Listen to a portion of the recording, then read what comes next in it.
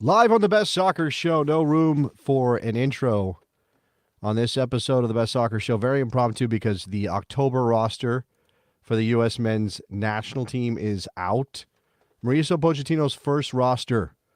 And we're going to look at this together right here on the Best Soccer Show channel. By the way, subscribe, like, whatever. Do all those things. Tell people about the show. All right, so highly anticipated Mauricio Pochettino roster. First time I'm seeing it. Literally just seconds ago, pulled this up. Was able to find it on the U.S. men's national team website. I'm sure it's hitting everywhere right now. And Mauricio Pochettino is set to talk to the media in a half hour at 11:30 a.m. Eastern time. So we'll have some thoughts from him later in the day. In lieu of doing a Best Soccer Show with Jared, which we might do tomorrow night to talk about this roster as well. Here we go.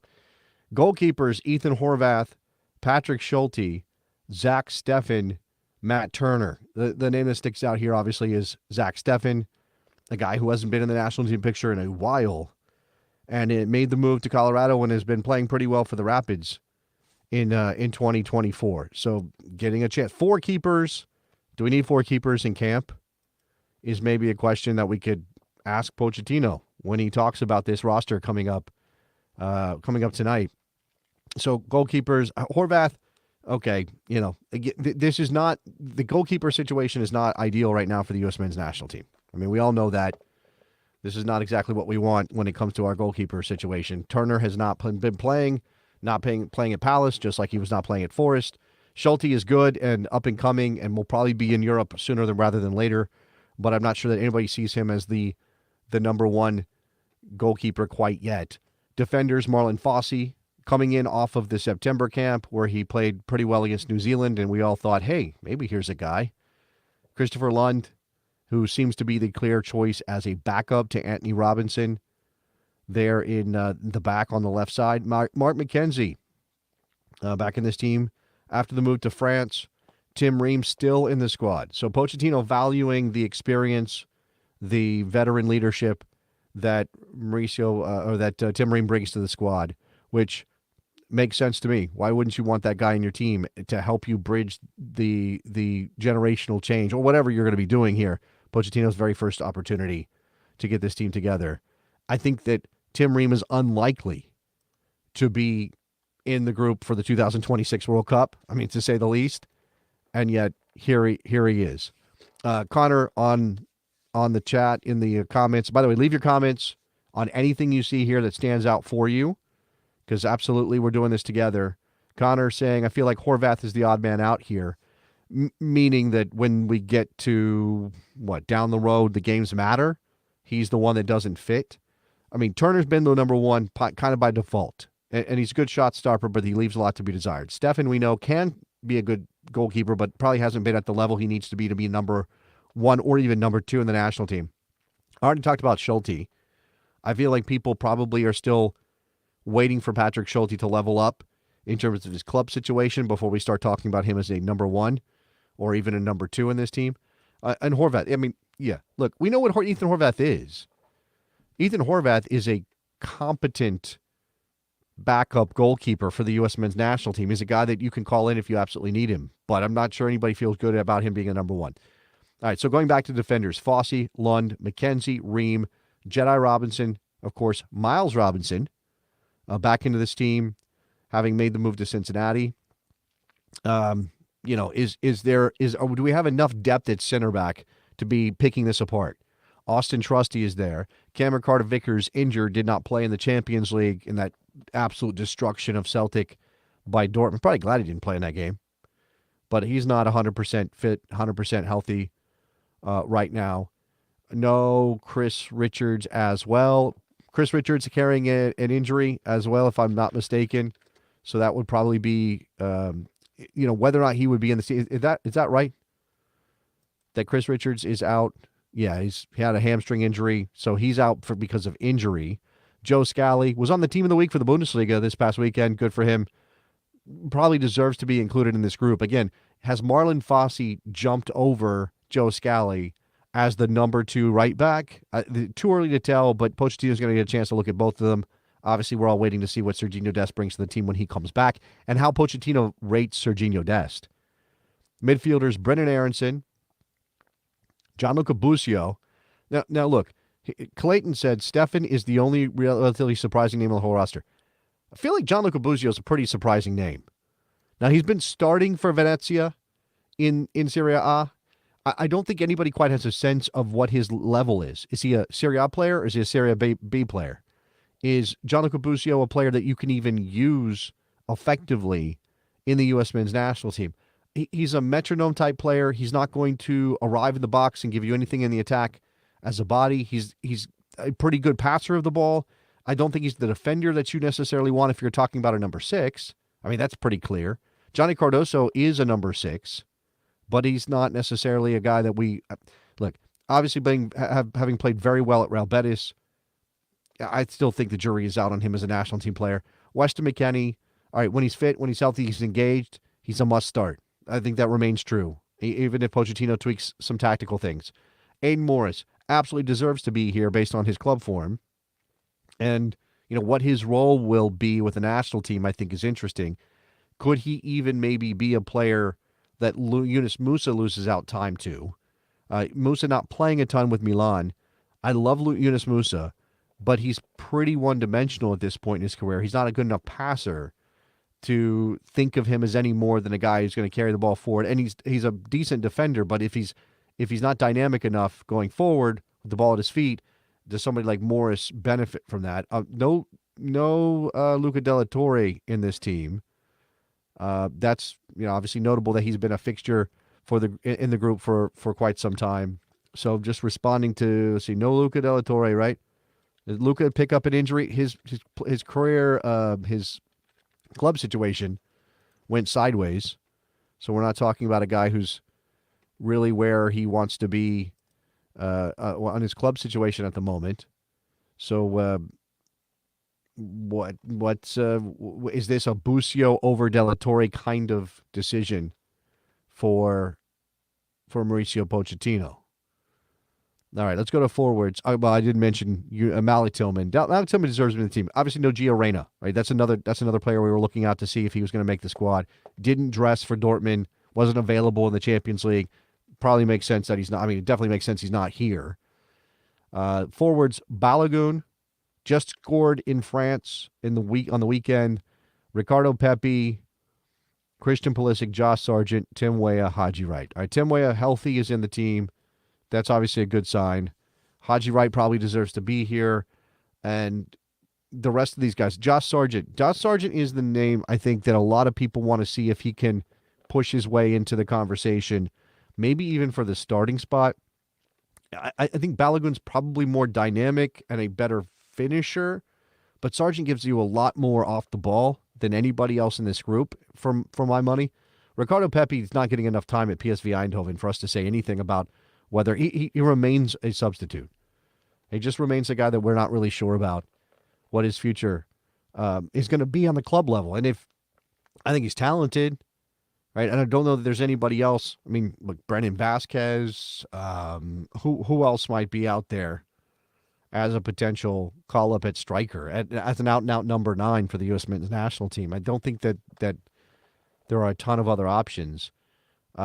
This is not... I mean, outside of Busio and Stefan, I'm not sure there's any other surprises in this team. Now, Austin Trusty hasn't been established as a national team center back yet. Only 2 caps for Austin Trusty in his national team career.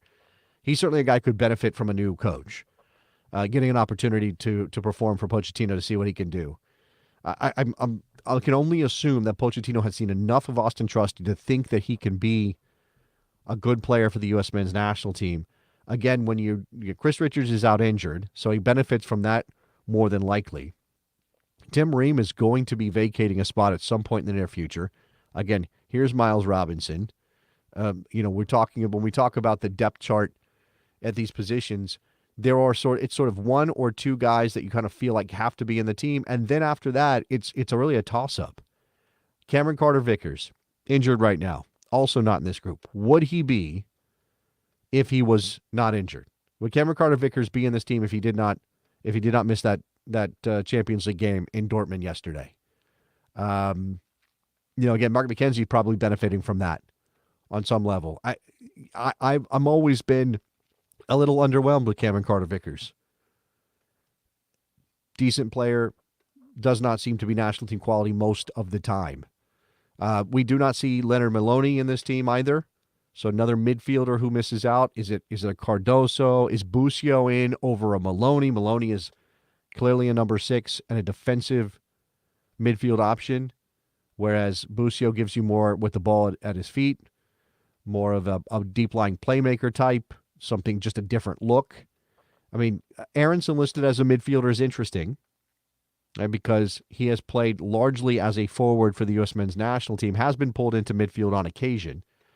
I'm just trying to figure out, I mean, again, Panama, Mexico, the games coming up for the United States, one of them in Mexico, that's the one we're going to be circling as the first real test here. I mean, such as it is with Mexico where they are. But I'm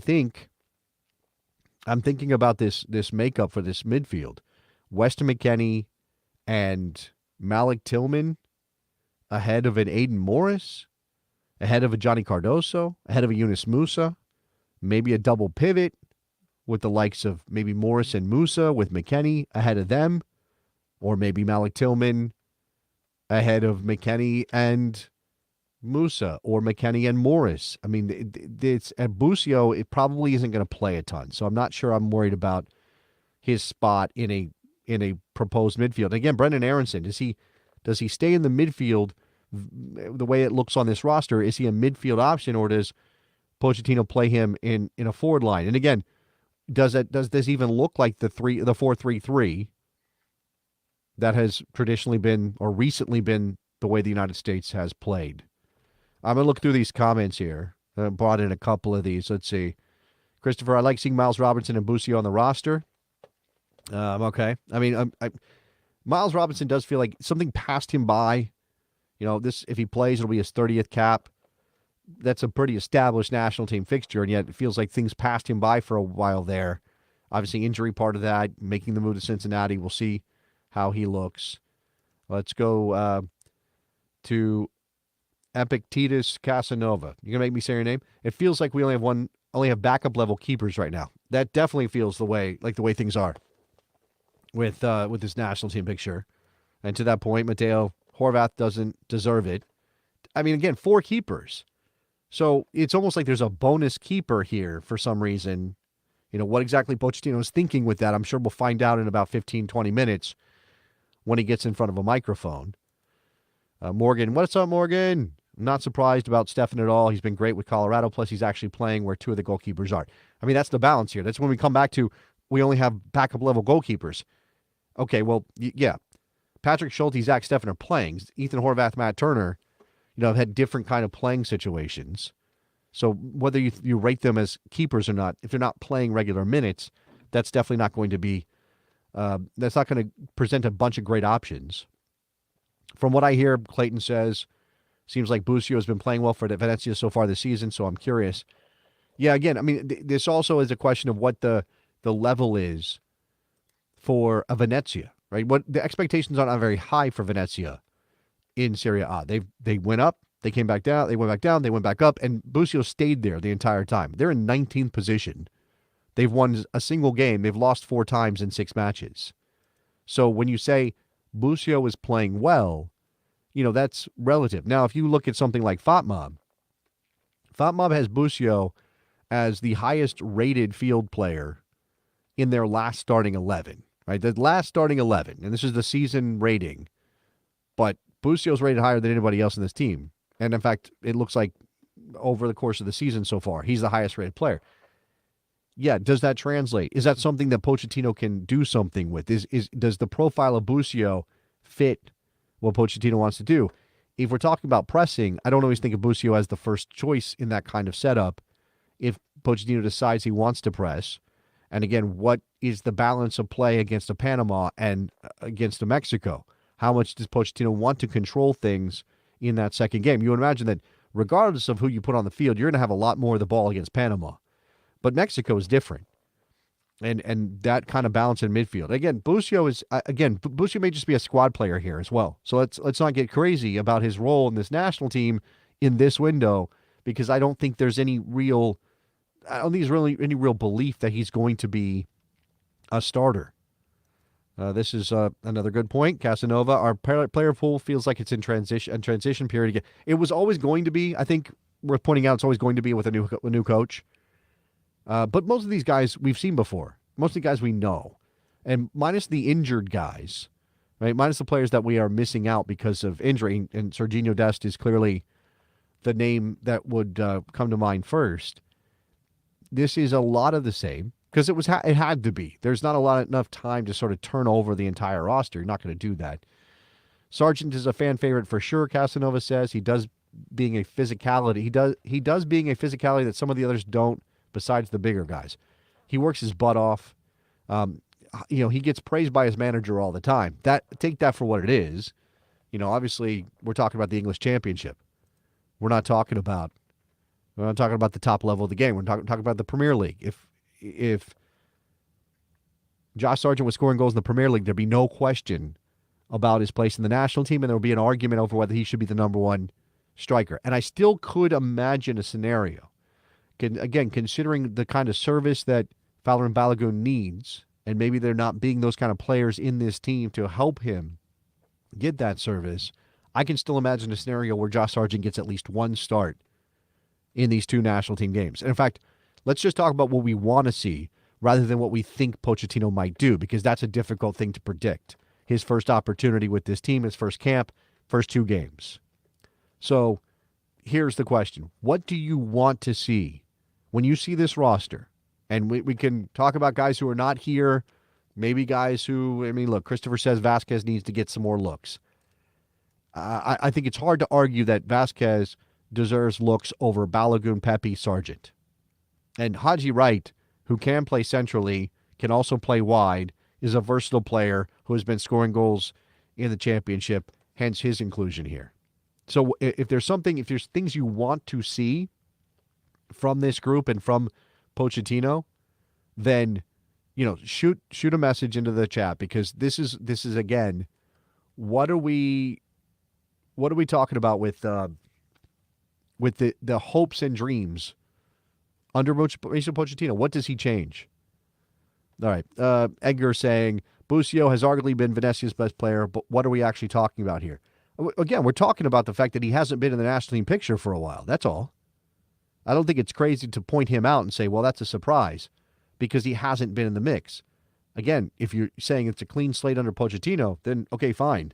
But I don't think you could have 100% projected that Gianluca Busio, regardless of how good he has been in Serie A this season, was going to be in this roster. And there are lots of managers. And Pochettino is coaching at the international level for his first, this is his first job at the international level, right? Not that it's too big for him. I'm not going to go in that direction. Pochettino is certainly capable of this, but it's a different rhythm. It's a different kind of team than managing a club side. How much does form actually matter compared to your player profile, the kind of things you can do, and how it fits into the bigger picture of how the team needs to play? Because what Pochettino has to figure out is how to get the best out of this group on a relatively short timeline without seriously meaningful matches. We have our Gold Cup next year, and that's it before the World Cup in 2026.